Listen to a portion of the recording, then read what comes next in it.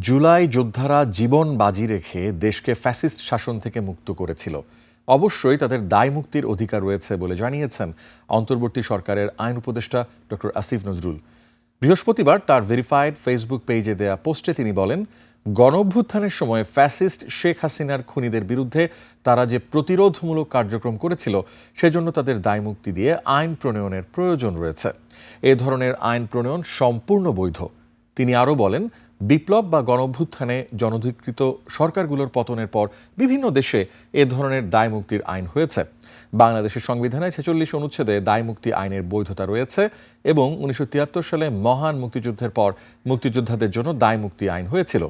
এসব নজির ও আইনের আলোকে আইন মন্ত্রণালয় দায় মুক্তি অধ্যাদেশের একটি খসড়া তৈরি করেছে। আগামী উপদেষ্টা মণ্ডলীর বৈঠকে তা অনুমোদনের জন্য উপস্থাপন করা হবে বলে জানান ফেসবুক পোস্টে।